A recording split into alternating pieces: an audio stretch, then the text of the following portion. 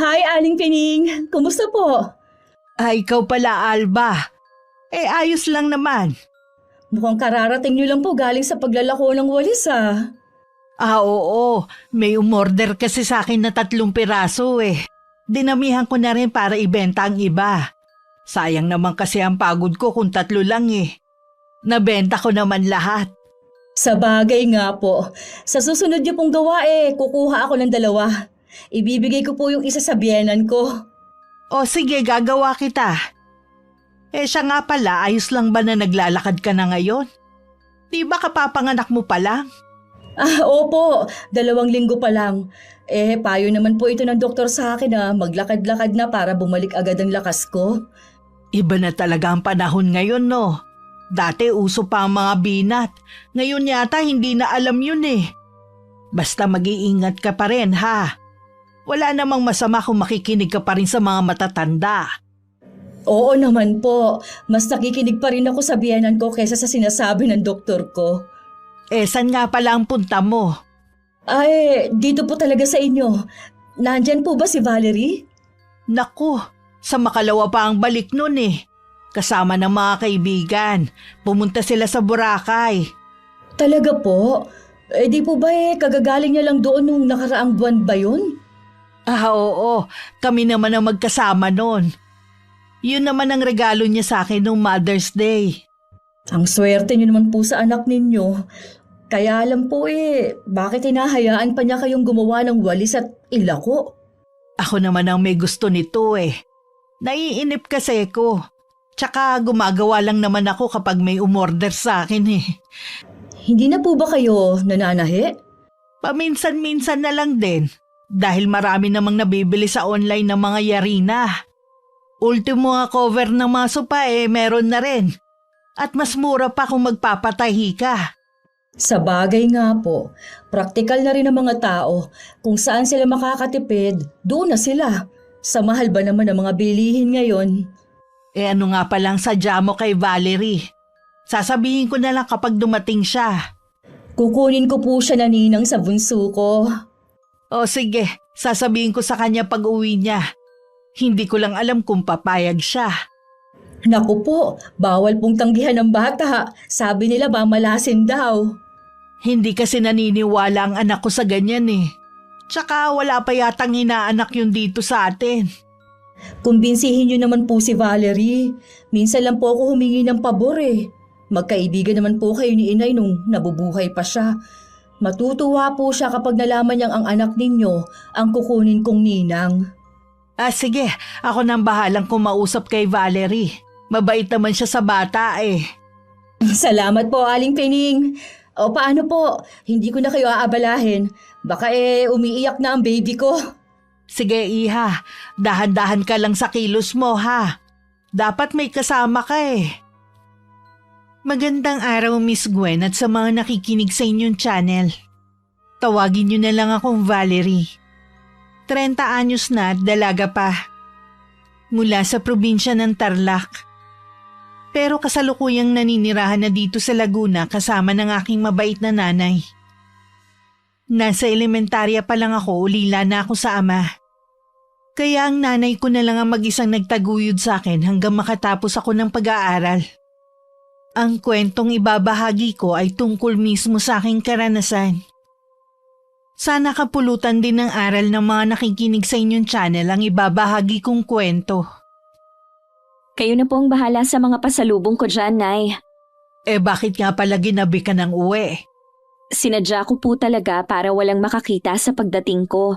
Alam nyo naman, yung mga taga rito. Kumain ka na ba? Opo, Nay, kumain na po kami ng mga kaibigan ko. Baka gusto mo nang magpahinga. Mamaya na po. Kumusta po kayo habang wala ako dito? Ayos lang naman ako. Ikaw dapat ang kinukumusta ko eh. Siyempre po, masaya. Parang ayoko nang ang umuwi Ang ganda naman kasi doon. Nung pauwi nga tayo noon parang nalungkot din ako. Huwag po kayong mag-alala, Nay. Babalik po uli tayo doon. May sasabihin nga pala ako. Nandito nung isang araw si Alba, hinahanap ka. Ano po ang kailangan niya sa akin? Sinabi niya ba sa inyo? Oo. Kukunin ka daw niyang ninang sa bunso niya. Nakapanganak na po pala siya. Oo, 2 linggo na. Bakit naman ako pa ang kinuha niya? Hindi naman po kami magkaibigan eh. Nakikiusap yung tao. Total naman daw magkaibigan kami ng nanay niya. Ginamit pa talaga niya ang namayapa niyang nanay ha? Pagbigyan mo na para meron kang inaanak dito sa lugar natin. Wala naman pong masama sa pag-aanak sa binyag. Pero ang akin lang sana, mga kamag-anak o di kaya malalapit na kaibigan ang kunin niya. Siguro natipuhan ka niya na maging ninang. Sinabi na po ba niya kung kailan ang binyag? Wala siyang nabanggit pero naramdaman ko na determinado talaga siyang kunin kang ninang Dapat hinintay na lang po niya ako na dumating. Tapos, sa kanya ako tinanong. Di kapag nagkita kayo, sabihin mo sa kanya.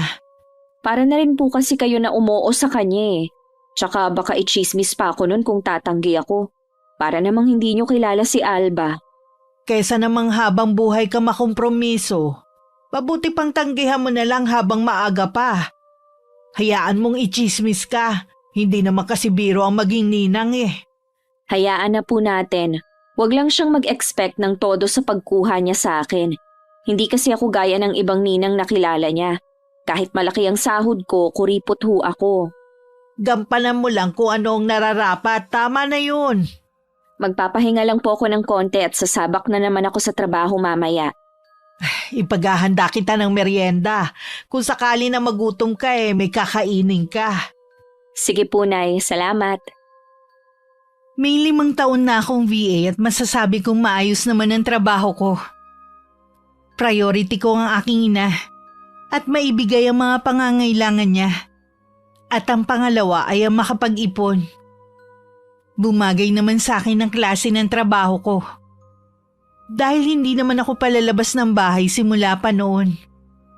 Wala rin akong kaibigan sa lugar namin. Lahat ng kaibigan ko nakasama ko sa galaan nakilala ko lang online. Halos pare-pareho ang kwento ng buhay namin. Mula sa pagiging hikaw sa buhay, nagsumikap hanggang makatapos. At ito kami ngayon meron ng matatawag na magandang trabaho. Ang dami namang nakalistang ninang at ninong. Para kahit bongga ang binyag ng bunso natin, mababawi naman natin ang gastos. Si Valerie ba ito na anak ni Aling Pining? Hindi naman kayo close nun Wala na kasi akong maisip na pwedeng kunin Ang dami nating mga kamag-anak na pwede maging ninang Marami nga, kaya lang puro naman walang-wala sa buhay. Baka sa halip na sila ang malapitan ng anak natin, baka sila pang lumapit para humingi ng tulong. Gusto mo ba yun? Sigurado ka ba dyan kay Valerie na maaasahan siya ng anak natin balang araw? Kasi hindi naman natin siya kilala ng husto Sa tingin ko naman, hindi ako mapapahiya sa kanya. Siya ba mismong nakausap mo ng inanok mong maging ninang? Si Aling Pining lang ang nakausap ko.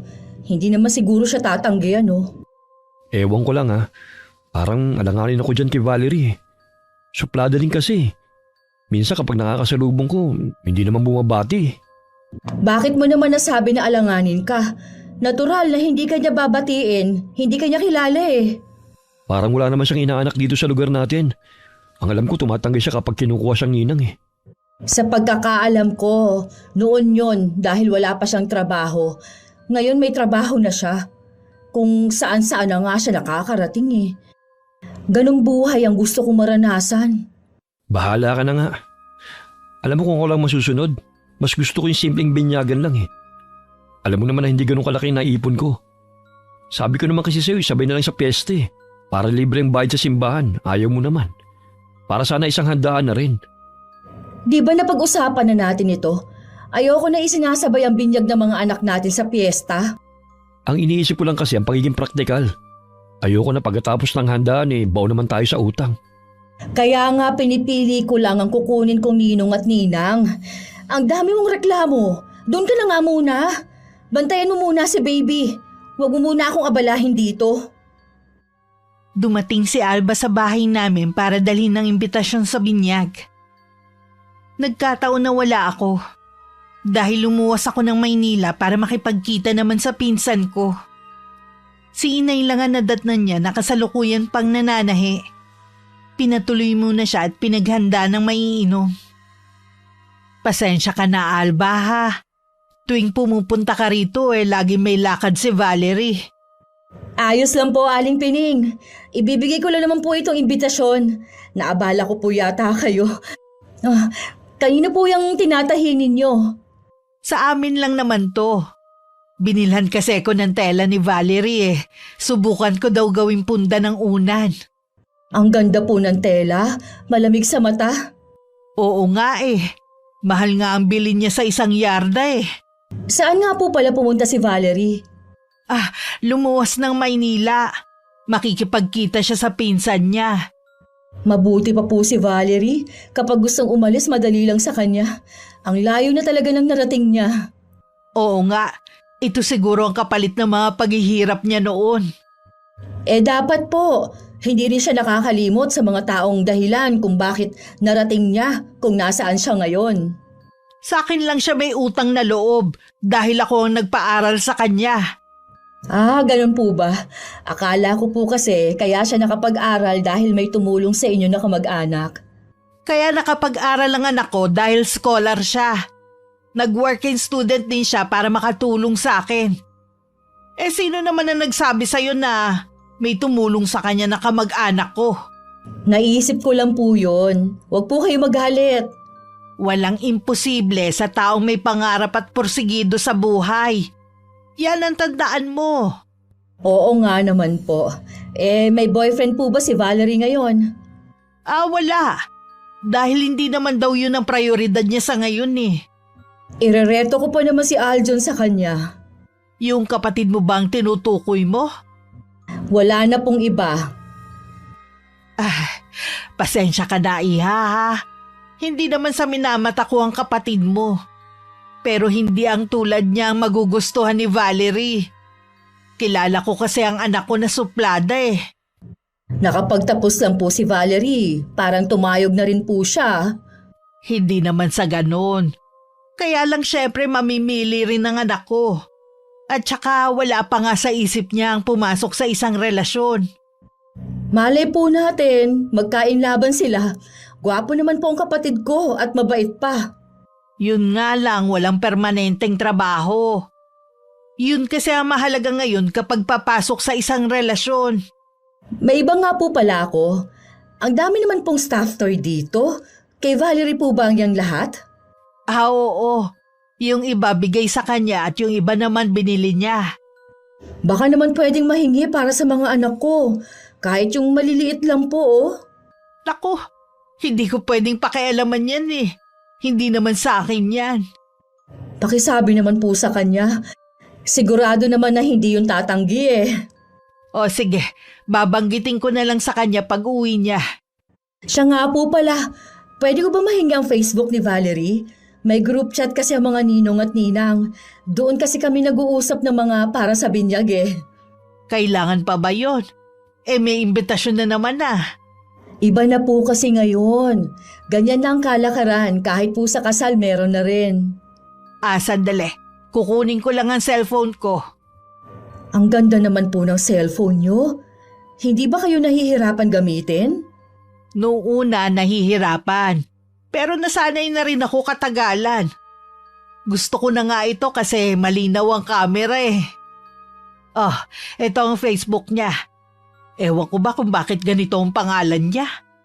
Kaya po pala hindi ko makita ang Facebook niya. Hindi pala Valerie ang pangalan niya. Kahit po sa social media nagtatago ang anak nyo.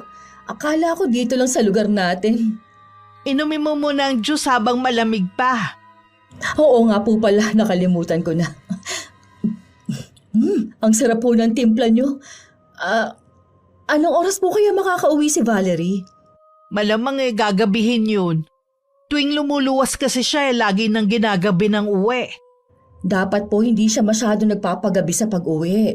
Delikado na po kasi ang panahon ngayon. Lagi ko naman siyang pinapaalalahanan. Alam niya na kung paano protektahan ng sarili. Mabuti po nakikinig naman siya. Nag-iisa niyo pa naman siyang anak. Hindi pa sana uuwi si Alba pero sinundo na siya ng anak niyang panganay. Umiiyak na raw kasi ang bunso nitong kapatid. Halata pa rito na ayaw pang umuwi at nawiwili pang makipagkwentuhan kay inay. Sinabi na lang ni inay na bumalik na lang siya sa ibang araw. At saka na lang nila ituloy ang naudlot nilang kwentuhan. Pauwi na ako nung tawagan ko si inay. Sinabi ko na wag na magluto ng ulam at may dala naman ako. Nung bumaba ako sa tricycle, gaya ng dati nagkandahaba na naman ang mga leeg ng mga kapitbahay namin. Mabuti maaga ka nakauwi. Hindi ba traffic? Medyo po, pero maaga naman po akong umalis sa Maynila. May ipinabibigay po sa inyo si Ate Gina. Ang bait talaga ng pinsan mong yun. Lagi pa rin ako naaalala. Halos lahat naman po ng kamag-anak ni Itay mababait sa atin. Mga kamag-anak nyo lang pong masyadong mababa ang tingin sa atin. Tingin ko nga biglang nag-iba na ang tingin sa'yo. Siguro nga dahil nakapagtapos ka, hindi tulad ko. Sorry, Nay, pero hindi po ako ganun kadaling makalimot sa mga ginawa nila. Kulang na lang nga paalisin tayo sa bahay na to nung mamatay si Itay. Mabuti may naiwan na kasulatan si Itay na iniiwan niya sa inyo ang bahay na ito. Masyado pong swapang ang mga kamag-anak ninyo. Sinasamantala nila na wala kayong alam. Matagal naman na yon, kalimutan na natin. Siya nga pala, galing dito si Alba. Dinala yung imbitasyon. At hiningi na rin ang Facebook mo dahil may group chat daw kayong mga ninong at ninang. Hindi ko pa po tinitingnan mula kanina ang cellphone ko. Maliban nung tinawagan ko kayo. Mabuti nga tumawag ka agad Muntik ko nang maisalang ang iuulam ngayong gabi. Alam ko naman po kasi ang oras ng pagluluto nyo. Kaya tinawagan ko kayo agad. Gusto ko po kasi kayong makasabay sa hapunan. Ako rin naman. Sa hapunan lang kasi tayo nagkakasabay May bigla pala akong naalala. Ano po yon? Gusto ka raw ireto ni Alba sa kapatid niyang si Aljon. Ano? Sa batugan na yun? Naku, Nay, mas gusto ko na lang tumandang dalaga kung siya rin lang naman. Ano bang akala sa akin ni Alba? Diniretso ko na nga kanina na hindi mo magugustuhan ng kapatid niya Hindi ko naman minamaliit. Kaso batugan naman talaga. Siyempre gusto ko rin na makatuluyan mo yung mabibigyan ka ng magandang buhay. Ewan ko ba, Nay? Parang ayoko talagang umattend dun sa binyag. Sabi nga ni Ate Gina, pwede naman daw kasing tumanggi Nag-aalangan kasi ako meron ng imbitasyon. Ano ba kasi ang inaayawan mo sa pag-aanak sa binyag, ha? Ang bilis kasing makalimot ni Alba sa ginawa niya sa akin dati. Isa kasi siya sa nambuli sa akin noon. Parang hindi mo yata yan nabanggit sa akin. Ayoko po kasi na mag-aalala pa kayo sa akin. Ang dami niyo na kasing iniisip noon. Dadagdagan ko pa ba? Ngayon alam ko na kung bakit mailap ka sa mga tao dito. Kahit sa mga kaedad mo. Marami naman po akong mga kaibigan na hindi taga rito. Alam ko mas totoo pa ang pakikisama nila sa akin. Mas maigi nang pakitaan mo pa rin sila ng maayos. Para wala silang masabi sa'yo. Naku, Nay, alam niyo naman ang mga taga rito. Kahit wala kayong gawin sa kanila, meron pa rin silang masasabi sa atin. Sa bagay nga. Siya nga pala. Yan bang nakadisplay mong mga laruan Hindi mo pa ipamimigay ang iba. Huwag niyo pong sabihin na hinihingi ni Alba. Oo, ibibigay daw niya sa mga anak.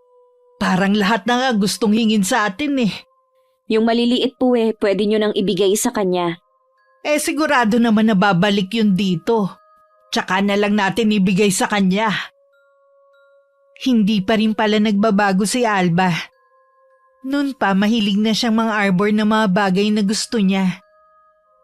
Sa pagkakaalam ko nga may grupo siya nung nag-aaral kami at siya mismo ang leader. May mga kaklase nga ako nung high school na kinuhanan niya ng gamit ng sapilitan. Pinagbantaan pa nila na kapag nagsumbong, aabangan ng grupo niya pag-uwian na. Hindi ko maiwasang mapailing nung maalala ko ang nakaraan. Isang hapon, kagigising ko lang na maisip kong tumambay sa labas ng bahay namin. Gumagawa na naman kasi ng walis si inay. May umorder daw kasi sa kanya na 8 piraso. Oh, gatas lang bang iinumin mo? Mamaya na lang po ako kakain. Gusto ko lang pong mainitan ng sikmura ko. Ihahatid niyo po ba yan sa umorder sa inyo? Dadaanan na lang ng anak niya rito sa bahay pagkagaling sa trabaho. Akala ko kayo pang magdadala niyan sa kabilang barangay. Baka lugi kayo sa pamasahe pa lang. Wala po bang gumagawa sa kanila ng walis? Sa inyo pa talaga nagpagawa. Meron naman kaya lang nga hindi kaong. Ganitong walis kasi ang gusto niya eh. Kung ako lang po ang masusunod, ayoko na sanang gumawa pa kayo ng walis. Kaya lang sabi niyo nga, naiinip naman kayo. Ayaw niyo naman kasing magbakasyon sa Laguna eh. Namimiss na rin po kayo ng mga kamag-anak ni tatay. Ang tagal niyo nang hindi nagpapakita sa kanila. Hayaan mo. Isa sa mga araw na to dadalawin ko sila. Pero gusto ko kasama ka. Naisip ko nga po yung sinabi ni Ate Gina. Na ano? Doon na lang tayo tumira. Wala naman tayong sariling bahay dun eh. Nakakaya naman kung makikitira tayo sa kamag-anak ng tatay mo. Di ba matagal na po tayong pinapauwi ni Lola doon? Kayo lang po itong ayaw. Nahihiya kasi ko sa lola mo. Hindi naman lingid sa'yo na ayaw talaga sa akin ng lolo't lola mo noon. Matagal na naman po iyon. Hindi na sila galit sa inyo. Kapag po kasi dinadalaw ko sila noon, wala naman po silang binabanggit sa nakaraan. Si Alba, papunta rito. Si Alba po pala yan? Ang laki na ng ipinagbago ng itsura niya ngayon. Oo nga, 3 na rin kasi ang anak eh. Ang panganay yata 12 anyos na. Hi, Aling Pining! Valerie, buti na abutin na kita. Nabanggit ba ng nanay mo na ilang beses akong pumunta dito? Oo, nabanggit nga ni Inay. Kumusta na? Kahit nasa iisang lugar lang tayo, madalang lang tayo magkita. Ito, maganda pa rin naman kahit 3 na ang anak. Nasa bahay na nga lang ako at ang asawa ko lang ang nagtatrabaho. Ikaw naman kasi, bihirang lumabas ng bahay eh. Minsan naman, makipag-bonding ka sa mga ninong at ninang para mapag-usapan na rin ang tungkol sa binyag ng anak ko. Busy rin kasi ako sa trabaho eh. Pero titingnan ko rin. Isinali rin pala kita sa GC natin ha. Makijoin ka naman doon. Sige, titingnan ko. Siya nga pala, kukunin ko lang yung mga hinihingi mong laruan sa akin. Sandali kukunin ko lang. Balak na rin pala niyang ipamigay. Mabuti na banggit mo. Sigurado matutuwa ang mga anak mo. Meron na din po kasi sa bahay na mga stuffed toy. Binili ko nung dalaga pa ako. Gusto ko lang po kasing dagdagan pa. Naisip ko na masyado nang matanda si Valerie para sa mga ganong laruan. Ganun ba? Eto na inilagay ko na sa plastic. Marami-rami din yan. Saan mo to binili? Sa mall lang. Yung sa amin kasi sa bahay, galing pang abroad. Kapag nagbabakasyon ng mga pinsan ko, nagpapabili ako. Ngayon ba hindi ka na nakakapagpabili? Minsan na lang. Busy pa kasi mga pinsan ko ngayon eh. Siya nga pala Valerie. Meron akong announcement sa GC natin. Paki-check na lang ha. Sige mamaya titingnan ko. Ang sipag niyo po talagang gumawa ng walis. Order pa kasi to sa akin eh. Nahihiya naman akong tanggihan. Yung biyenan ko nga po, puro pasarap na lang sa buhay ang ginagawa. Hindi na kasi namin hinahayaan na magtrabaho. Yun din ang gusto ni Valerie kaya lang ako ang mapilit. Manghihina kasi ako kapag walang ginagawa eh. Hoy! Saan mo binili ang kwintas mo, Valerie? Online lang. May ganyan din kasi ako eh. Sigurado ka ba na hindi peke yan? Nagkalat na ngayon ng mga scammer. Sigurado ako na hindi to peke. Dahil pinatingnan ko na sa pawn shop sa bayan. Kung titingnan mo kasi parang iba yung kulay eh. Yung sa akin talaga kasing kumikinang ang pagka-gold. Tsaka sa tita ko yun binili na alahera talaga. Kapag may gusto kang alahas, magsabi ka lang ha. Sige, sa susunod. Hindi naman kasi ako mahilig talaga sa alahas. Binili ko lang to dahil nagandahan ako sa design. O paano, aalis na ako. Marami pa kasi akong gagawin eh. Saka sa isang buwan na yon binyag ha. Baka makalimutan mo. Oo, ingat ka sa pag-uwi. Kilala ko yung tita niya na nagbebenta ng alahas. Huwag kang bibili doon dahil ilang beses na nakasuhan dahil sa pagbebenta ng peke. Wala naman po akong balak na bumili sa tita niya. Papasok na po muna ako sa loob. Kumain ka na rin. Initi mo na lang yung ulam. Ilang beses pang bumalik sa bahay si Alba. Pero madalas tulog ako kaya wala sa bahay. Alam ko naman kasi kung bakit lagi siyang pumupunta. Para siguro paalalahanan ako sa GC namin na sinisin ko lang. Hindi ko lang kasi gusto ang nababasa ko ng mga ninang at ninong na halos ang gagastos sa binyag. Lahat merong ambag. Hindi naman ganun ang alam ko pag a-attend sa binyag. Ang lalim yata ng iniisip mo dyan. Hindi kasi nagpaparamdam si Valerie eh. Hindi din siya sumasagot sa GC namin. Siya kasing nakatoka sa pagbabayad ng rerentahan nating resort eh.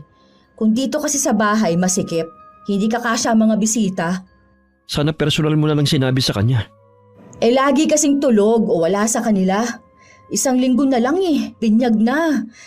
Kinukulit na ako ng caretaker ng resort na magbigay na ng down payment. Yun daw kasi ang sabi ng may-ari. Eh baka naman ayaw ni Valerie ng ganyang style sa binyag. Tayo mapapasubo niyan eh. Halos lahat naman na nagpapabinyag ay katulad ng gagawin natin.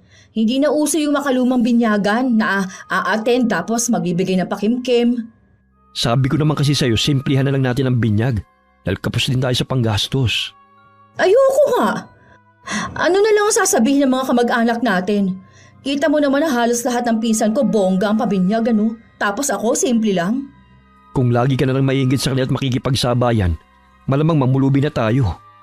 Lagi kasing ganyan ang bukang bibig mo eh. Ayaw mong itanim dyan sa kukote mo na makakabawi din tayo sa gastos. Bahala ka na nga. Huwag mo na akong sisisin sa bandang huli. Basta gawin mo lang ang pinagagawa ko, hindi ka masisisi. Nang hindi makatiis, pumunta ulit sa bahay si Alba. Kahit natutulog ako, nakiusap siya kay Inay na gisingin ako. Akala naman ni Inay importante ang sadya niya. Kaya napilitan siyang gisingin ako. Uy, pasensya na kung naistorbo kong tulog mo ha. Ayos lang. May emergency ba? Ha? Ano kasi, hindi ko alam kung nababasa mo yung nasa GC natin. Bawat ninong at ninang kasi may nakatoka na ambag. Nababasa ko naman. Kaya lang hindi kasi ako sang-ayon kaya wala akong sinasabi. Hindi ako mayaman para magbayad ng renta ng buong resort. Minsan lang naman yun eh. Hindi mo ba gagawin para sa bata? Ang tungkulin ng isang ninang, maging pangalawang ina, hindi para kami ang gumastos sa luho ng anak mo. Pasensya ka na, magbaback out na ako maging ninang. Mabigat kasi ang tungkulin na binibigay mo eh, hindi ko kayang gampanan. Hindi pwede. Nasa listahan ng pangalan mo. Sige, kung hindi mo kaya, wag na lang. Iba na lang siguro ang... Ang dadalhin ko lang regalo at pakimkim. Kung ayaw mo, hindi na ako tutuloy. Yun kasi ang alam ko kapag uma-attend sa binyag eh. Ilang beses na kasi akong nagninang. Ganyan lang naman ang ginagawa ko. Sige, umattend ka na lang kahit anong dala mo. Basta wag ka lang mawawala sa binyag ng anak ko ha. Sige, aalis na ako. Yun lang naman ang sadya ko. Nung makatalikod si Alba, nag-send pa ako ng isang mahabang mensahe sa GC na ginawa niya. Tungkol yun sa tungkulin ng isang ninong at ninang. Halos lahat ng naroon sumang-ayon sa akin. Hindi talaga ako makapaniwala na ipasasagot sa iyo ang renta sa resort. Anong akala nila sa iyo, maraming pera? Hindi mo naman obligasyon yun ah. Gusto nila pala ng bonggang binyag, dapat pinaghandaan nila. Kapag nabasa niyo sa GC ang mga gusto niyang ipasagot sa mga ninong at ninang, baka ma-high blood kayo. Wag mo nang ipabasa. Doon pa lang sa gusto niyang ipasagot sa iyo umiinit na ang ulo ko. Akala yata niya maiisahan niya ako. Lalakihan ko na lang ang pakimkim ko sa anak niya. Yun lang ang magagawa ko sa bata. Ilang araw bago ang binyag, ibinalita sa akin ng pinsan kong si Ate Gina. Napatay na ang lola namin na nanay ni Itay. Kinailangan namin umuwi ng Laguna para sa burol at libing. na tumagal din na mahigit 1 linggo. Nag-chat na lang ako kay Alba at naiintindihan naman daw niya yun. Maghahanap na lang daw siya ng proxy ko. Isang kahon ang dala ko nung umuwi kami sa amin. Pamana daw yun sa akin ni Lola. Itinabi ko muna sa kwarto ang bagay na yun.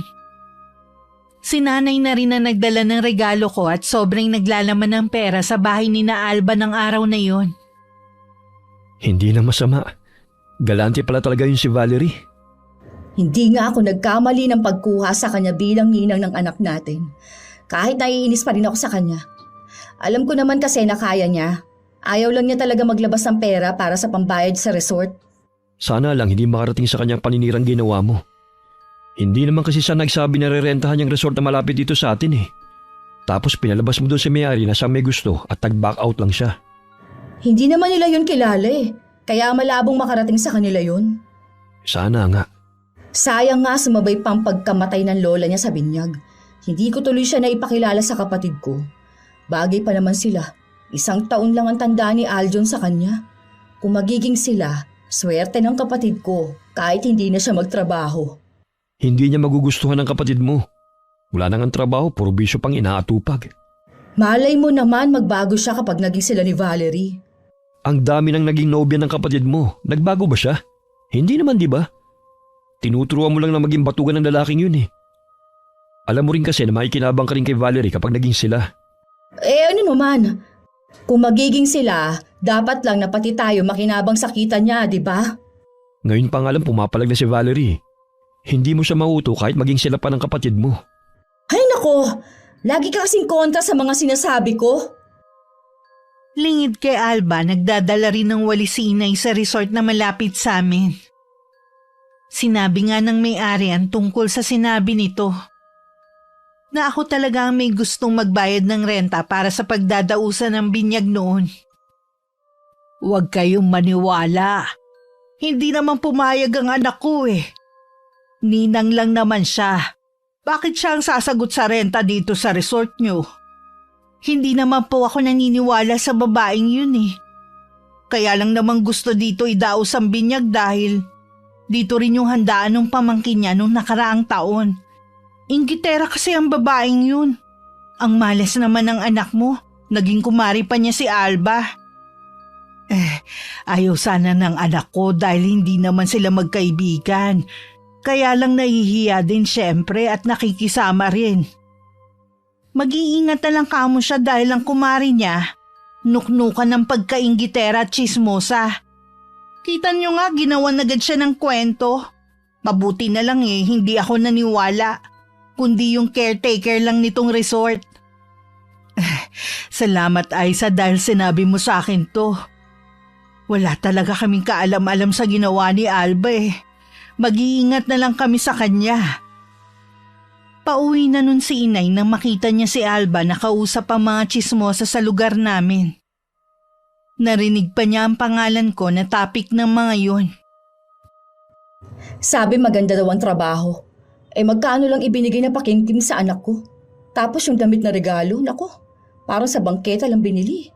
Parang gusto ko tuloy pagsisihan na kinuha ko pang ninang ang Valerie na yun. Gusto ko sanang itapon yung damit eh. Nakakadismaya kasi. Ikaw naman kasi ayaw mo munang kilatisin. Kita mo nga ang bahay lumang-luma na. Kung totoo nga na malaki ang sahod niya, di sana nakapagpagawa na ng bahay. Nanay nga niya naglalako pa rin ng walis hanggang ngayon. Tapos ang anak niya, gala ng gala. Kaya hindi ako nakikipag-usap sa mag-inang yon.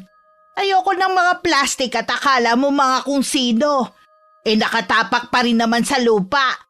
Pwe!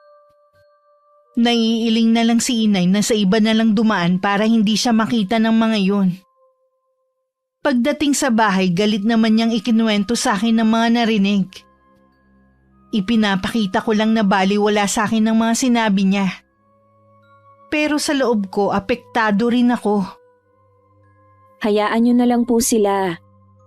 Wala lang silang magawa, lalo na si Aling Dolor. Nagagalit kasi yun dahil hindi ko pinautang. Ano ba naman kasi yung hiniram niya dati, sabi binayaran na. Wala naman siyang binibigay sa akin. Mabuti nga yun. Ipinakita na agad ni Alba ang tunay niyang kulay. Sana hindi na lang kita pinilit na tanggapin ang pagiging ninang ng anak niya. May kasalanan din ako. Ayos lang po yun, Nay. Wala namang kinalaman ng bata eh. Masakit din naman kasi sa akin na marinig na pinipintasan niya ang mga bigay mo. At siniraan ka pa sa may-ari ng resort. Mabuti na lang mabait si Aiza at hindi naniwala. O ngayon, alam niyo na po kung bakit ayokong makipagkaibigan sa mga taga rito. Kahit ano kasing mabuti ang gawin mo sa kanila, meron pa rin silang masasabi sa atin na hindi maganda. Mas lalo ko pang sinubsubang sarili ko sa trabaho. Si Inay lang ang laging nakakasalubong ni Alba.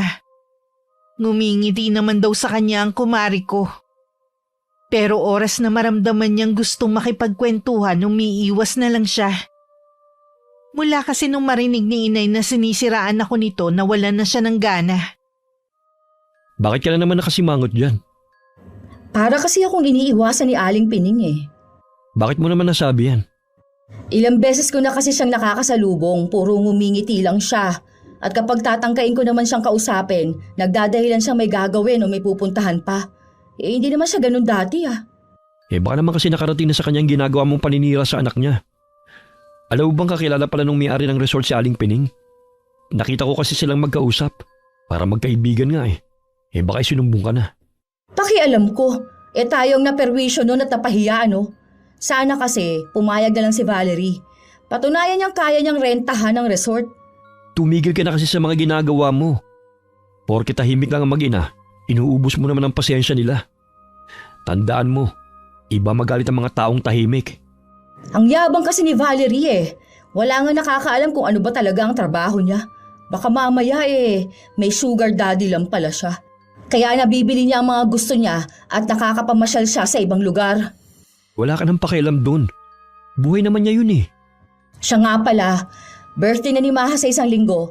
Gusto niya maghanda kagaya ng pinsan niya. Kumain na lang tayo sa labas para tipid. Wala akong budget eh. Ano? Sinabi na niya sa mga kaibigan at kaklase na maghahanda tayo eh. Bakit kasi hindi mo pinigilan? Pareho talaga kayong mag-ina. Kung ano nakikita sa iba, gusto gayahin din. Hindi tayo mayaman, Alba. Yan ang itanim mo sa utak mo. Letseng buhay naman to oh. Simple na nga lang hinihingi ko eh. Hindi mo pa maibigay sa amin ang anak mo? Hindi lang simpleng hinihingi mo sa akin eh. Umaasa ka kasing mayaman. Pwede naman kasi tayong mamuhay ng simple. Sobrang simple na nga ng buhay natin eh. Hindi na nga tayo makapamasyal. Tapos simpleng handaan lang ang hinihingi ko. Hindi mo pa maibigay sa mga anak mo. Paano nga kasi naiinggit ka sa mga nakikita mo? Ngayon naman si Valerie ang kinaiinggitan mo. Kaya nga sinisiraan mo yung tao eh. Dahil hindi mo siya magaya. Sino bang asawa mo ha? Bakit bang babaeng yun ang kinakampihan mo? Hindi ko siya kinakampihan. Sinasabi ko lang ang maling ginagawa mo. Gusto mo bang gayahin ka ng mga anak mo? Hindi naman ako magkakaganito kung hindi dahil sa'yo. Sana hindi na lang ako nagpakasal sa'yo kung ganitong buhay rin lang ang ibibigay mo. Ikaw to may gusto na magpakasal na tayo eh. Dahil akala mo mapera ako dahil nakabenta kami ng lupa. Grabe kasi yung pagkagahaman mo eh. Hindi totoo yan no. Alam mong mahal kita kaya gusto ko magpakasal na tayo noon. Huwag mo nang itanggi. Ako mismo nakarinig sa pag-uusap niyo ng kapatid mo. Kung gusto mo makakuha mga bagay na gusto mo, matuto kang magtrabaho. Akala mo naman ganun kadali? Sino ang mag-aalaga sa anak natin? Gusto namang alagaan niya yung anak natin eh. Total, hindi mo naman pinadedede sa yung bata. Hindi na ako sanay magtrabaho, alam mo yan. Ang sabihin mo, gusto mo lang nakasahod lagi ang kamay mo tuwing sweldo ko. Nasira na ang lumang TV namin dahil sa tagal na rin. Nag-aaral pa ako noon, gamit na namin yun. Panunood lang naman ng isa sa libangan ni Inay kaya binilhan ko na siya ng bago. At mas malaki kesa dati. Sakto namang dineliver yun sa bahay nung dumating si Alba. Ay, ganyan din ang tatak ng TV namin. Mas malaki nga lang sa amin. Kinuha namin sa home credit. Siguro pareho tayo ng kinuhanan sa bayan. Cash ko binili to sa mall. Nung isang araw ko pa to binili, ngayon lang dineliver. Oh, talaga? Mabuti may pambili ka. Oo naman, lahat ng gamit namin binibili ko ng cash. Ayoko kasi ng nangungutang. Ah, kaya nga pala ako nandito para itanong kung may alam kang trabaho na pwede kong pasukan. Gusto ko yung tulad sana sa'yo. Sayang, naunahan ka na ng kaibigan ko eh. Nagpapahanap din kasi yung kaibigan ng boss ko. Tamang-tama, kailangan pa ng isang client tong kaibigan ko. Siyang nirekomenda ko.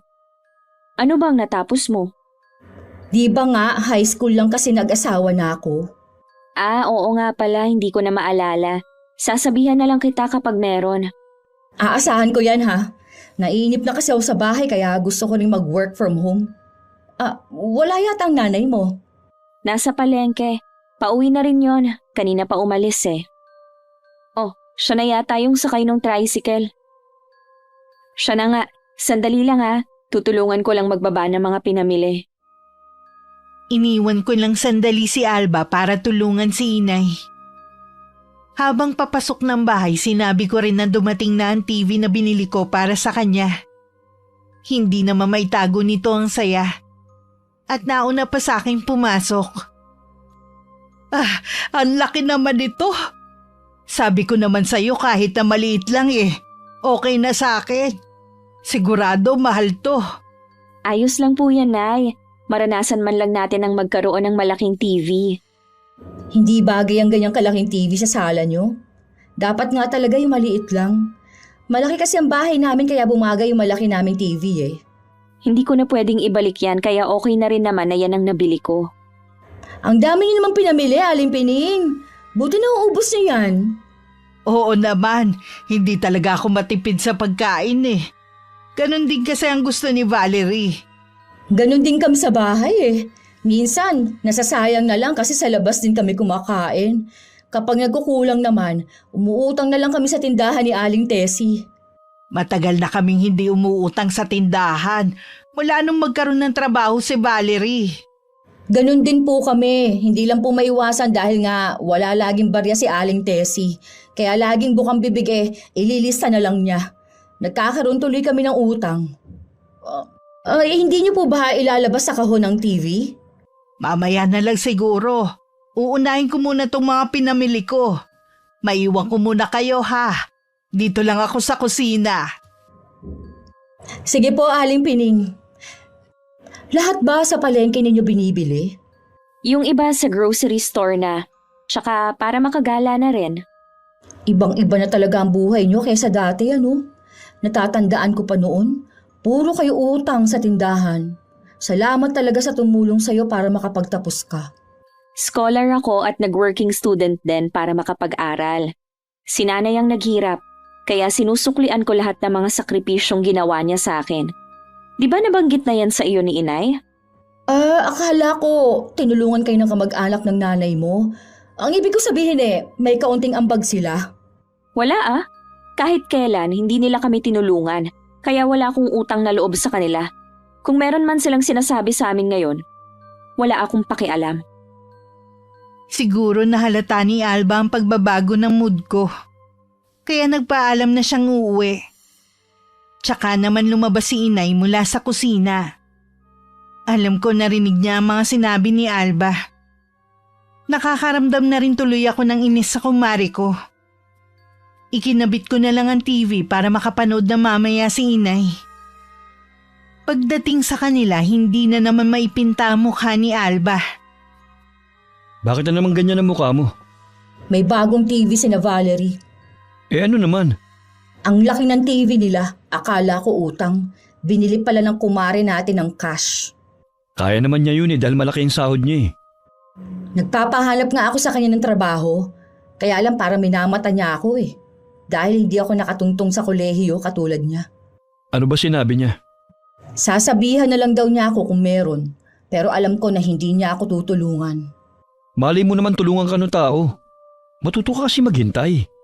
Grabe. 2 na nga lang sila ang dami pang mamalengke ni Aling Pining. Iba pa yung grocery nila ha. Kahit maliit ang bahay nila, kumpleto naman sa gamit. Alam mo siguro mas maganda kung hindi ka napupunta sa kanila para hindi ka na nahihinggit. Bakit ba? Lagi mo nang ipinamumukha sa akin na inggitera ako ha? Totoo naman kasi. Pati anak natin nahahawa na sa ugali mo. Ayun, umiiyak si Mahad na napahiya daw siya sa mga kaklase niya. Sinabihan daw siyang sinungaling ng mga kaklase niya. Bakit kasi pinangakuan mo yung bata na mag-aanda siya eh? Hindi ba pinag-usapan na natin sa labas na lang tayo kakain? Akala ko kasi makakagawa ka ng paraan eh. Ikaw magpaliwanag kay Maha. Hindi siya nakikinig sa akin. Nasaan ba siya? Nasa kwarto, kanina pa nagbumukmok. Sige, ako nang kakausap sa kanya. Nang sumunod na araw, maraming naririnig si inay ng mga kwento tungkol sa akin mula sa ibang tao. Siguro daw ang nagpapakalat ng maling balita ay ang kumari kong si Alba. Dahil abala ko sa trabaho ko, hindi ko nalang binibigyan ng pansin. Pero iba pala kapag ako na mismo ang nakarinig ng hindi magandang salita tungkol sa amin ni inay. May bibilin sana ako noon nang marinig ko ang sinabi ng tiyahin ni Alba. Isang malakas na tikim lang ang ginawa ko para tumigil sila. Bigla naman nagpulasan ng mga kausap niya at bigla siyang napatungo. Kaya kong tanggapin ang sinasabi niyo sa akin. Pero ingat kayo sa mga binibitawan niyong salita sa nanay ko. Mas di hamak naman na matino at mabuti siya kaysa sa inyo, na tumanda na lang sa paninira sa mga tao. Binabalaan ko kayo. Hindi ako kasing bait ng nanay ko. Kung gusto niyong makita kung paano ako magalit, ipagpatuloy niyo lang ang ginagawa niyo. Hindi naman makatingin ng diretso ang matandang babae sa akin. Iniwanan ko pa siya ng malalim na titig bago tumalikod at naglakad palayo. Hindi na rin ako bumili ng kailangan ko sa tindahan. Oh, nasa na ang pinabibili ko sa iyong arina? Hindi po ako bumili eh. Naabutan ko po kasi na nandun ang tiyahin ni Alba at ang iba pa. Nag-iinit ang ulo ko nung marinig kong pinag-uusapan nila kayo. Sa mismong bibig ni Aling Chona ko narinig na kaya namatay si Itay dahil sa sama ng loob dahil anak niyo daw ako sa ibang lalaki. Matagal ko na yung naririnig. Hindi ba nila nakikita ang pagkakahawig mo sa tatay mo? Mga taong yun talaga, oo. Basta meron lang maibato sa atin. Mga hindi iniisip ang sinasabi. Sige lang, ubusin nila ang pasensya ko. Hindi nila magugustuhan ang gagawin ko. Kung ipapablatter mo sila sa barangay, naku, sanay na ang mga yun sa reklamo sa kanila. Hindi na nila yun iniinda. Mga manhid na nga sila eh. Iba po ang gagawin ko sa kanila. Nay, pakilista niyo nga po sa isang pirasong papel ang mga pangalan ng mga chismosa sa atin. Ang mahilig lang naman manguna sa chismisan ay sina Dolor at Chona. Yung iba nakikisama lang. Ano bang pinaplano mo sa kanila ha? Bala ko po silang turuan ng leksyon para hindi na ulit sila mamerwisyo ng kapwa nila. Ilang beses na nga silang sinugod sa bahay nila wala pa rin kadala-dala. Huwag mong sabihin ganun din ang gagawin mo. Hindi po, Nay. Huwag na lang po kayong magtanong pa. Baka ikapahamak mo pa yung gagawin mo. Hindi po yan, Nay. Magtiwala lang po kayo. Pinalipas ko muna ang 1 linggo bago ko isinagawa ang plano ko. Gusto ko kasing subukan kung talaga bang nananalaytay sa dugo ko ang pagiging mangkukulam. Gaya ng sinasabi sa sulat ng lola ko. Sa silid ko, kinuha ko ulit ang kahon na pamana sa akin. Kasama ng iniwan na huling habilin sa akin ni Lola Criselda. Ako daw ang nararapat na magmana. Dahil nasa akin daw ang tatak ng isang mangkukulam. Nasagad na kasi nila ako. Pati nanay ko na maayos naman ang pakikisama sa kanila. Hindi nila pinalampas sa mapanira nilang mga chismis. Pagsasabay-sabayin ko na lang kayo. Total naman, nagpapaligsahan kayo sa pagkakalat ng kasinungalingan. Makalipas ang 2 araw, nabalitaan na lang namin na magkasunod na isinugod sa ospital sina Aling Dolor at Aling Chona. Pareho daw na maga ang mga mukha at dila. Nasa labas kami ng bahay ni inay at pinanonood ko siya sa ginagawa niyang walis nang dumating si Alba. Nabalitaan niyo na siguro ang nangyari sa tiyahin ko at kay Aling Dolor. Nabalitaan nga namin. Pero totoo ba ang sinasabi ng mga tao sa kanila? Na maga nga ba ang mukha at dila nila? Totoo po yun. Yung kay Aling Dolor po, namanas at sa tiyahin ko, para siyang nasunog. Nalapnos po kasi ang balat niya. Anong sakit kaya ang dumapo sa kanila? Sabi nga po ng matatanda sa pamilya, dapat daw hindi nila dinala sa ospital. Kaya alam po ang mga anak ni Tia Chona ang may gusto. Tama lang naman na isugod sila sa ospital. Paano malalaman ang nangyayari sa kanila? Sabi po kasi ng iba naming kamag-anak, baka daw po kulam ang nangyayari sa kanila. Sino naman ang gagawa nun sa kanila? Tsaka wala namang mangkukulam dito sa atin Albularyo meron pa. Sana sa kanya na lang dinala. Wala na po kasing tiwala ang mga yun kay Mang Simeon. Wala yatang araw na hindi lasing ang matandang yun. Kahit lasinggero si Mang Simeon, marami pa rin naman siyang nagagamot. Lalo na yun dahil sa kulam at mga gawa ng elemento. Oo nga po, pero wala na po tayong magagawa. Nadala na nila ang tiyahin ko sa ospital Sana lang mapagaling siya. Sana nga gumaling silang pareho.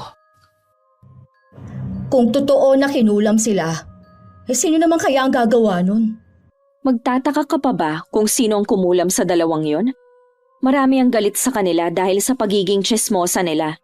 Kaya siguro yung taong ginawa nila ng kwento, hindi na nakapagpigil, kaya pinakulam na sila. Sinabihan naman namin ang tiyahin ko na tumigil sa ginagawa Baka kako makahanap siya ng katapat niya. Ito na nga nangyari. Ay, siya nga pala. Alam ko, Mare, na galit ka sa tiyahin ko. Nabanggit niya kasi yung tungkol sa tindahan. Na nahuli ko siyang ipinagkakalat sa iba na anak ako sa ibang lalaki ng nanay ko at yun ang ikinamatay ng itay. Samantalang, matanda na siya noong namamatay sa aksidente si itay. Imposible na hindi niya matandaan yun. Sadya talagang mapanira ang tiyahin mo. Oo nga si Chang talaga. Kung ano man ang nangyari, karma na yun sa kanya. Sana malampasan niya pa rin para makapagbagong buhay siya. Kung sakali na hindi siya mapagaling ng doktor, dadalhin na namin siya kay Mang Simeon. Baka nga kasi kinukulam ang tiyahin ko. O paano? Uuwi na po muna ako. O sige, Iha. Ay, hindi mo na dapat yun sinabi kay Alba. Baka kung anong isipin niya. Pareho pa naman sila ng tiyahin niya. Pasensya na kayo, Nay, ha? Naiinis pa rin kasi ako kaya siguro walang preno ang bibig ko. Matagal nang ganun ang ugali ng dalawang yun. Nakakapagtaka na ngayon lang nangyari yun sa kanila. Siguro po dahil ngayon sila kinarma sa mga pinaggagawa nila. Ang kawawa si Dolor. Alam naman kasi natin na hindi naman mabuti ang buhay nila. Saan sila kukuha ng pambayad sa ospital? Ganoon na nga kasi ang buhay nila pagkatapos gawain pa niya ang manira ng kapwa. Akala yata nila hindi sila kakarmahin. Sabi nga, libre na nga ang maging mabuti, hindi pa talaga magawa. Likas na sa kanila ang ganong pag-uugali. Sana naman walang nagmana sa mga apo. Maiba nga po pala ako, Nay. Malapit na ang birthday nyo. Gusto nyo po na ipaghanda ko kayo dito sa bahay? Ay naku, wag na, Iha. Baka mamaya maging issue pa sa mga taga rito. Gaya na lang ng ginagawa natin. Kumain na lang tayo sa labas. Sige po, kayong bahala. Kahit ayaw ni Inay, isang sorpresa ang hinanda ko para sa kanya.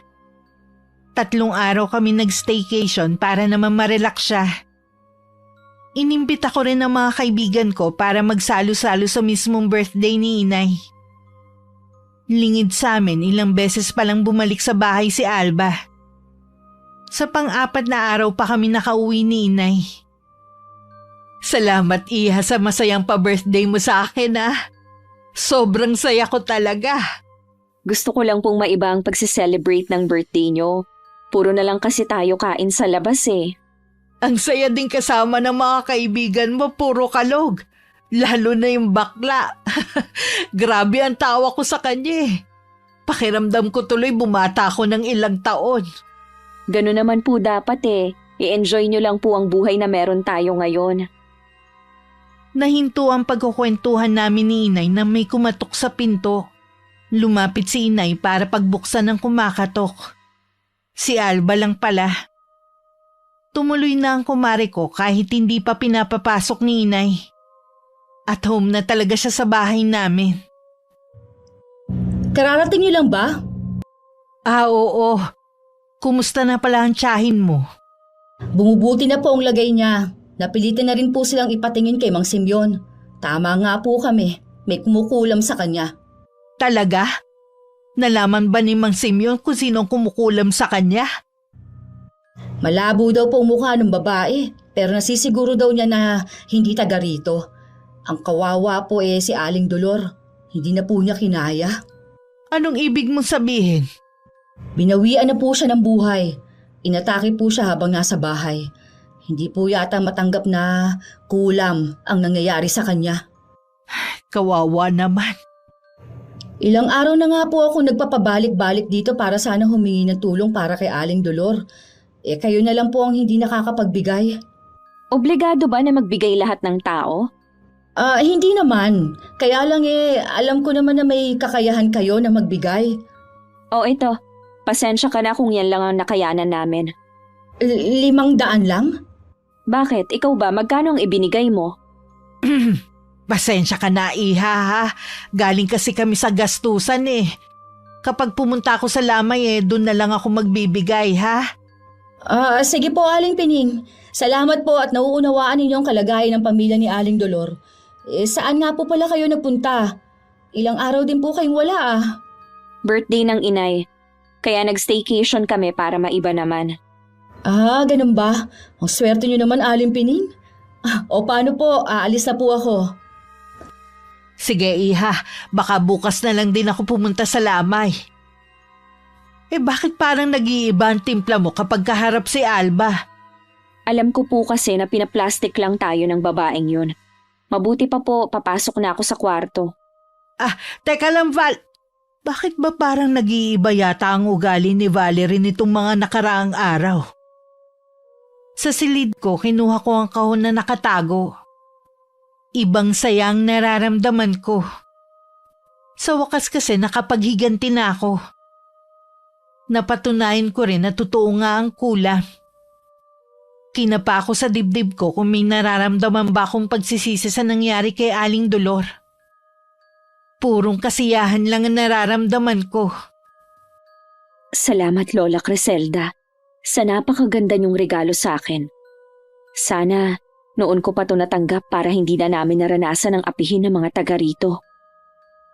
Hanggang mailibing si Aling Dolor, hindi ako nakiramay sa pamilya niya. Para sa akin, sapat na ang ibinigay ko sa kanilang tulong. Bigla ko nakaramdam na parang merong nagmamasid sa akin. Paglingon ko, nasa labas ng bakuran namin si Mang Simeon. Seryoso siyang nakatingin sa akin. Bigla naman ako nakaramdam ng kilabot sa pagkakatitig niya. May kailangan po ba kayo? Alam ko na nadala ka lamang sa galit mo. Sana wag mo nang ulitin. Mahirap yakapin ang kasamaan. Hindi ko po alam ang sinasabi ninyo. Alam ko na ikaw ang nasa likod ng nangyari kina Dolor at Chola. Hindi ko po alam ang sinasabi ninyo. Mabuti pa pong umalis na kayo. Di ako kaaway, Iha. Gusto lamang kitang paalalahanan para hindi ka maligaw ng landas. Huwag ka mag-alala. Wala akong pagsasabihan ng sikreto mo. Hindi na ako nakapagsalita hanggang sa makaalis si Mang Simeon. Nagtataka pa ako nung una kung paano niya nalaman ang ginawa ko. Bandang huli ako na rin ang sumagot. Nakalimutan kong mahusay nga pala siyang albularyo sa lugar namin. Valerie, anong ginagawa mo rito sa labas? Nagpapahangin lang po ako. Anay, gaano niyo po kakilala si Mang Simeon maliban sa pagiging lasinggero niya? Magaling siyang albularyo.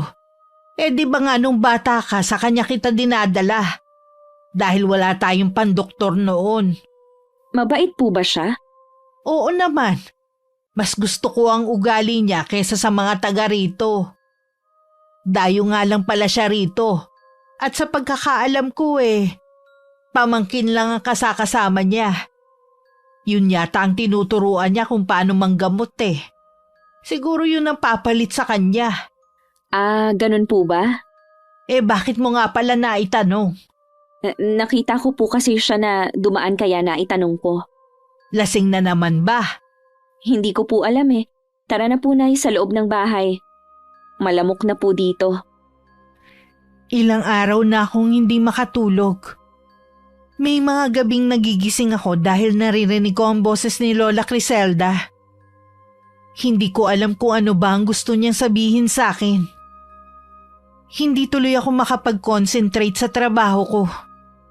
Mabuti na lang madali lang ang mga task na ginagawa ko. Dumagdag pa ang mga chat sa akin ni Alba. Nakinukulit ako na ako na lang daw ang sumagot sa party ng inaanak ko. Nang sabihin ko na wala akong budget, sinagot ba naman ako na may pang staycation nga raw ako. Parang sasabog ang ulo ko sa tindi ng sakit. Ayos ka lang ba, anak? Masakit lang po ang ulo ko. Teka, ikukuha kita ng gamot. Dumagdag pa tong si Alba. Para siyang linta kung makasipsip ng dugo. Pinagbigyan ko na nga siya na ako na ang sumagot ng 1 buwan na supply na gatas ng anak niya eh.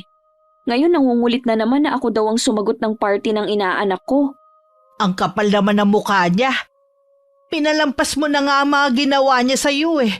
Huwag naman siyang abusado. Matutulog na po muna ako. Sobrang sakit po talaga ng ulo ko eh. Mawawala rin yan maya-maya dahil nakainom ka na rin ng gamot. Nang makapasok ako sa kwarto, lumabas na naman ng bahay si Inay para ituloy ang ginagawa niya. Sakto namang dumating si Alba. Dahil sa nakikita ni Inay, naisip niyang kausapin na ang babae. May ginagawa po ba si Valerie? Kachat ko pa lang po siya kanina eh. Hindi na po samagot. Pinagpahinga ko muna.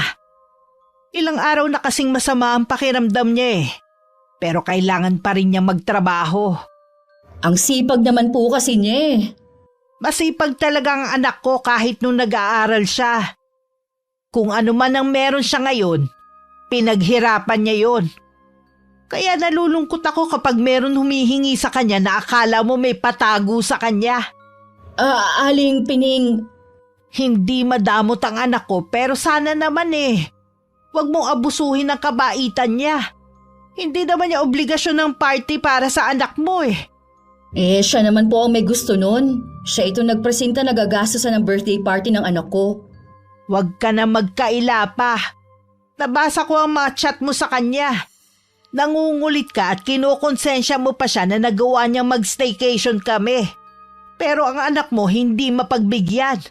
Hindi pinupulot ng anak ko ang pera niya.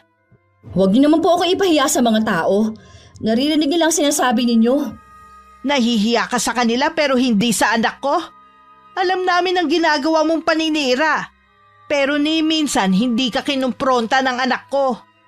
Tama na po. Sobra naman kayo makapagsalita. Ang yabang niyo porket nakakaangat na kayo sa buhay ah. Bakit? Nakahiga na ba kayo sa pera? Gusto ko lang na matauhan ka sa ginagawa mo. Magbabayad po kayo sa ginawa ninyong ito. Hindi kayo kakampihan ng mga kamag-anak ninyo dahil sa sama ng ugali nyo. Huwag mo akong takutin sa sarili kong bakuran. Umiiyak na umuwi sa kanilang bahay si Alba. Pagdating doon niya ibinuhos lahat ng galit na nararamdaman niya. Tinawag naman ng panganay niya ang ama na kasalukuyang nasa kabilang bahay. Nang makauwi, naabutan niyang nakasalampak sa saigang asawa habang umiiyak. Oh, ano nangyari sa'yo? May umaway ba sa'yo sa labas? Ang maginang yon. Gusto ko sila magbayad. Ano bang ginawa nila sa'yo? Ipinahiya ako ni Aling Pening.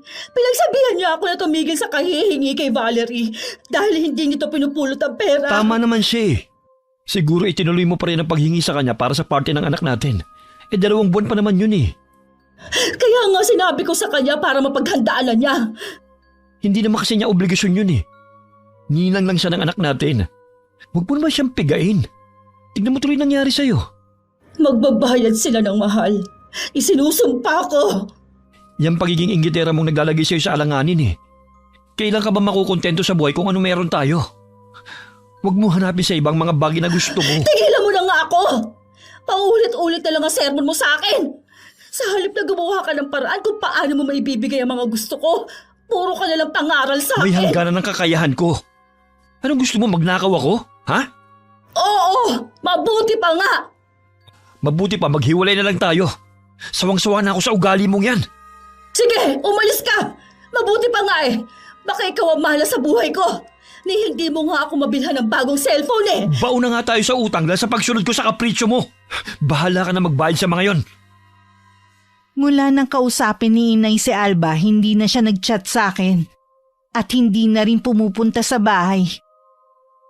Lingid sa akin dahil hindi nito nakuha ang gusto sa akin. Kung ano-anong kwentong ipinagkakalat nito sa ibang tao. Merong hindi naniniwala. Pero mas marami ang naniniwala sa kasinungalingan niya. Pagkatapos magkalat ng tsismis si Alba, naisip naman niyang dalawin ng tiyahin na malapit sa kanila ang bahay. Mula nung makulam ang matandang babae, hindi na to nakapagsalita ulit. Ikinuwento niya ang mga ginawa niya sa akin. Imbis na matuwa ang matanda, naiyak pa to at sumenya sa pamangkin. Naiintindihan ko po ang ibig ninyong sabihin. Pero hindi po mangyayari sa akin ang nangyari sa inyo. Wala naman pong alam sa kulam ang mag-inang yun. Gusto ko lang pong makaganti sa kanila. Kung hindi ko makuha ang gusto ko, ay di sisiraan ko na lang sila sa ibang tao.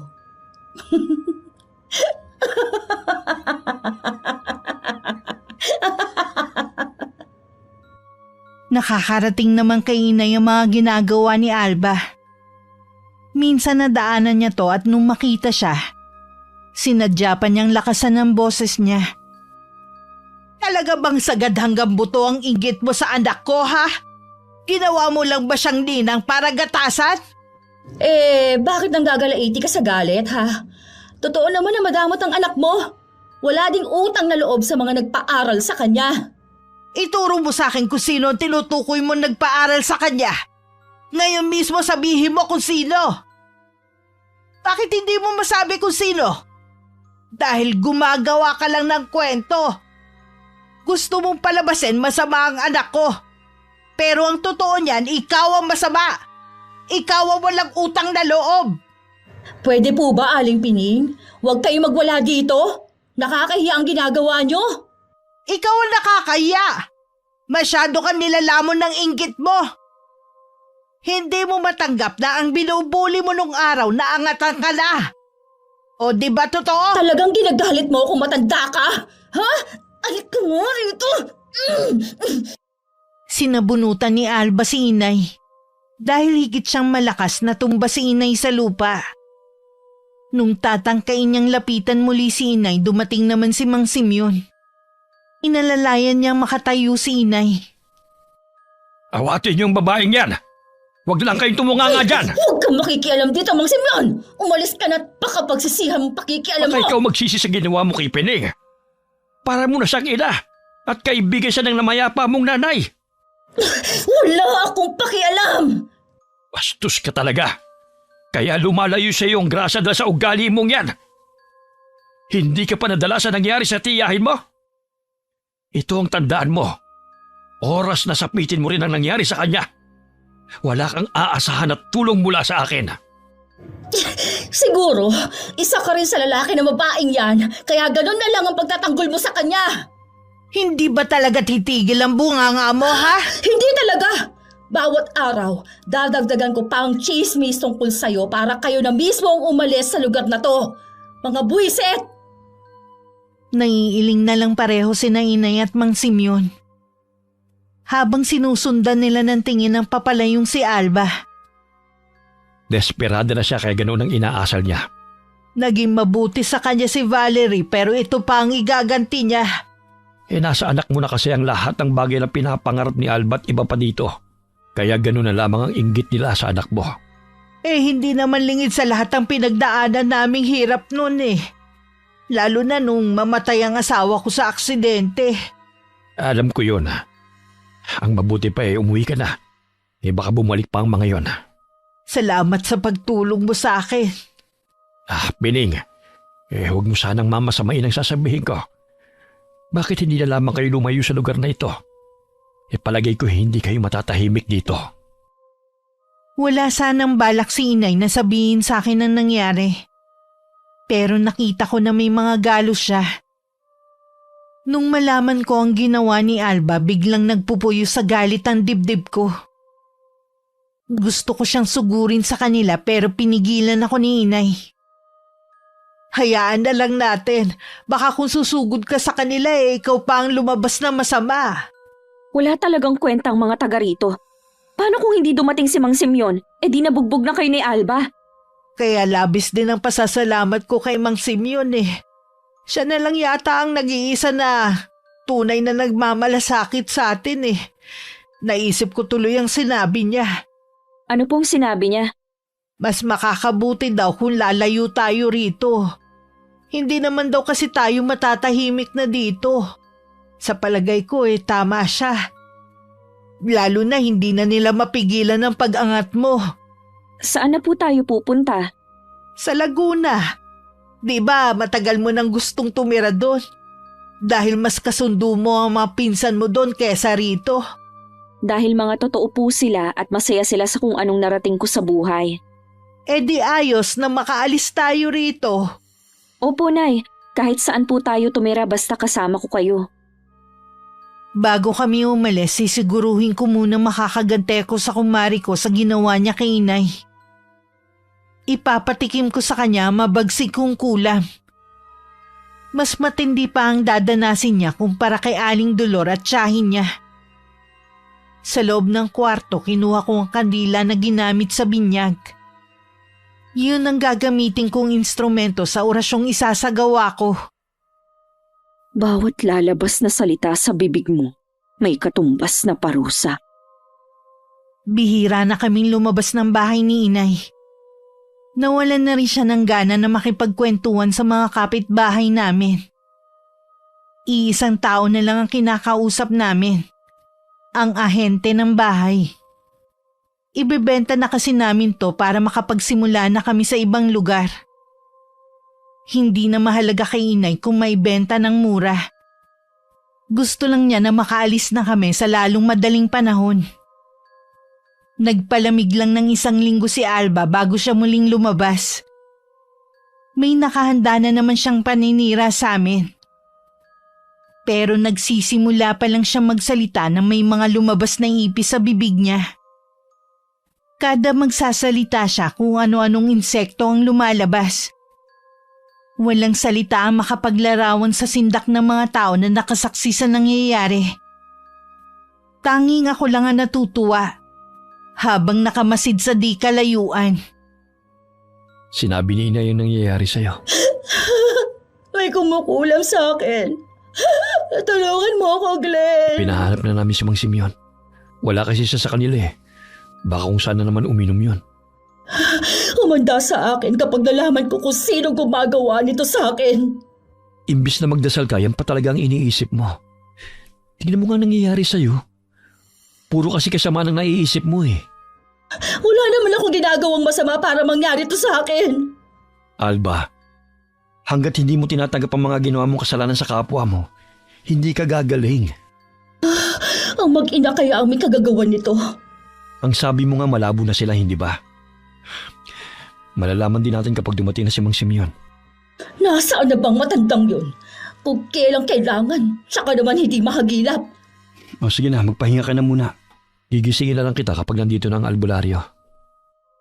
Ganun na nga ang ginawa ni Alba. Nakatulog naman siya kaya lang dinalaw naman siya ng masamang panaginip. Nagising siya na may mga gumagapang na alupihan sa braso niya. Nagtitili siya hanggang pumasok sa kwarto ang asawa. Tinanggal naman ni Glenn ang gumagapang na alupihan sa kanya. Nasaan na si Mang Simeon? Ayaw niyang pumunta rito. Galit din siya sa'yo. Dahil pati pala siyang binastos mo Ba't di mo sinabi sa akin? Alam ko kasi na magagalit ka sa akin Hindi ko na alam ang gagawin ko. Hindi siya mapakiusapan ng kapatid mo. Gumawa ka ng paraan. Ayokong habang buhay na ganito. Matutuwa kasi magpakumbaba. Tanggapin mong nagawa mong kasalanan. Baka sakaling maawa siya sa'yo. Ilang araw ding nagpabalik-balik si Glenn sa bahay ni Mang Simeon. Pero hindi humaharap sa kanya ang albularyo. Pag-uwi niya sa kanila, nagulat siya nang sabihin ni Alba na gusto niyang magpasama sa bahay namin. Kahit hirap na hirap sa paglalakad dahil halos butot balat na lang, pinilit pa rin niyang maglakad. Ano nangyari sa'yo? Kinukulang po siya. Hirap na rin po siya sa pagsasalita eh. 1 linggo na po siyang hindi nakakakain. Bakit hindi niyo pa siya dalhin kay Mang Simeon? Ayaw po siyang gamutin ng albularyo dahil sa ginawa ng asawa ko. Bakit dito kayo nagpunta? Gusto pong humingi ng tawad sa inyo ni Alba. Kaya po sinamahan ko siya rito. Alam ko nagsisisi na siya sa mga nagawa niya. Pinapatawad na kita, Alba. Susubukan kong kausapin si Mang Simeon. Maraming salamat po sa inyo. Hindi ko na po kasi alam ang gagawin ko eh. Naaawa na po ako sa kalagayan ng asawa ko. Kahit mga anak namin hindi na siya malapitan. Umuwi na kayo para makapagpahinga na rin si Alba. Pupuntahan ko rin si Mang Simeon sa kanila ngayon. Nang makaalis ang mag-asawa, tsaka lang ako lumabas ng silid ko. Hindi ko maiwasang mapaiyak sa kalagayan ni Alba. Parang sumobra yata ako sa ginawa kong pagpaparusa sa kanya. Nakalimutan kong may mga anak siya na kailangan ng kalinga ng isang ina. Nay, sana po makumbinsin niyo si Mang Simeon. Naaawa din po ako kay Alba. Ang tindi talaga ng karma na dumating sa kanya. Pero sa kabila ng ginawa niya, hindi ko pa rin gusto na sapitin niya ang ganon. Sana naman po huwag na niyang ulitin ang ginawa niyang paninira sa ibang tao. Mabuti hindi pa tayo nakakaalis. Dito ka muna ha. Pupuntahan ko lang si Mang Simeon. Sige po, Nay. Itutuloy ko lang ang ginagawa kong pagliligpit ng mga gamit natin. May ilang minuto pa lang na nakakaalis si Inay nang dumating naman si Mang Simeon sa bahay. Napahagulgol na ako ng iyak sa harapan niya. Dahil sobrang nakukonsensya na ako dahil sa ginawa ko kay Alba. Tumahan ka na, iha. Ang importante, nagsisi ka na sa ginawa mo. Nadala lang po ako ng matinding galit ko sa kanya. Ngayon po gusto ko nang bawiin ang ginawa ko. Nakikiusap po ako sa inyo, gamutin niyo na po siya.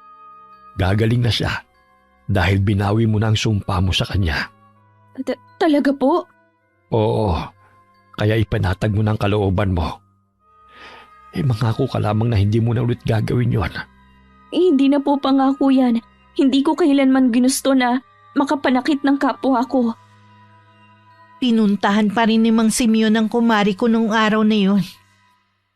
Nanghihina na to dahil walang kain at tubig na iniinom. Unti-unti na naghihilom ang kanyang mga sugat sa katawan dahil sa mga kagat ng insekto. Nung idilat niya ang mga mata, nasa tabi niya ang asawang si Glenn at ang albularyo. Napahagulgol na lang si Alba nang mapagtanto na magaling na siya. Salamat po sa inyo, Mang Simeon. Patawarin niyo po ako sa mga sinabi ko noon. Sana may natutunan kang aral sa ginawa mo. Matanda na ako. Baka sa susunod na may kumulam ulit sa'yo. Wala na ako sa mundong ito. Wala nang gagamot sa'yo. Magiging mabait na po ako simula ngayon. Babaguhin ko na po ang ugali ko. Buti naman. Paano? Alis na ako. May pupuntahan pa kasi ako inuman Marami pong salamat sa inyo, Mang Simeon. Basta alagaan mo mag-iina mo, ha? Sana magtagal pa siya sa mundong ito. Kailangan pa natin ng isang katulad niya. Siguro kung titigilan niya na ang pag-inom, hahaba pa ang buhay niya. Siya nga pala, may nakarating sa aking balita na alis na ang mag-ina sa lugar natin. Ha? Bakit kaya? Hindi ko alam. Ibinenta na pala nila ang bahay nila. Wala na talaga silang balak na bumalik pa rito. Alam ko na isa ako sa mga dahilan kung bakit mas pinili nilang lumayo na lang. Ang sama ko talaga. Siguro yun na rin ang mas makakabuti para sa kanila. Hindi lang kasi ikaw ang may matinding inggit sa mag-ina. Marami pang mga taga rito. Kasama ng mga kamag-anak ng nanay niya. Gusto ko sanang makausap si Maring Valerie bago sila umalis. Mabuti na rin na makapag-usap kayo at makahingi ka ng tawad sa kanya. Kakaiba ang lungkot na nararamdaman ko ng mga sandaling yun habang nakatingin ako sa bahay namin. Mula pagkabata wala kaming binago sa bahay. Nandun din lahat ng alaala ni Itay. Sadya lang talaga na hindi kami para sa lugar na yun. Baka paulit-ulit ko lang gawin ng orasyon para maipagtanggol siya. Konti na lang ang ikakarga ng mga gamit namin sa inarkilan truck. Sa dami ng iniisip ko, hindi ko na malayan ang pagtabi sa akin ni Alba. Maring Valerie, Ikaw pala, kumusta na? totoo nga na aalis na kayo. Dahil ba sa akin? Matagal na rin na gusto ni Inay na umalis dito. Yun kasing mga kamag-anak ni Itay, gusto nila na doon na kami tumira. Isasauli mo pa ba ang kandila? Hindi. Pwede ka pa naman humingi sa akin para sa inaanak ko. Yung kaya ko lang sanang ibigay. Ang maalala mo lang ang anak ko sa mahalagang okasyon. Sapat na sa akin. Hindi na ako hihingi ng kahit na ano sa'yo. Pasensya na kung napakaswapang kong kumare. Inaamin ko na ang buhay na meron ka ngayon ay ang pangarap ko noon pa. Naniniwala ako na magagawa mo din matupad ang mga pangarap mo. Magtiwala ka lang at lagi mong ipagdasal sa kanya. Salamat dahil hindi ka nagtanim ng galit sa akin. Mag-iingat kayo sa biyahe niyo. Ikaw din, Iha, mag-iingat. Alagaan mo ang pamilya mo. Salamat po, Aling Pining. Patawarin niyo rin po ako sa mga nasabi ko.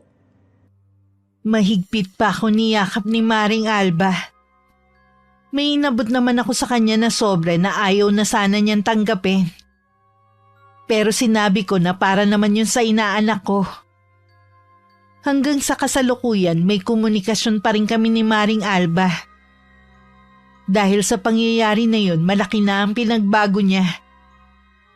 Nalaman ko rin na nagtatrabaho na ang asawa niya sa Korea para mabigyan sila ng magandang kinabukasan ng mga anak. Ang ginawa ko noon ay nanatiling lihim, Miss Gwen. At dadalhin ko na sa aking libingan. Wakas. Hi, Aling Pining. Kumusta po? Ikaw pala, Alba.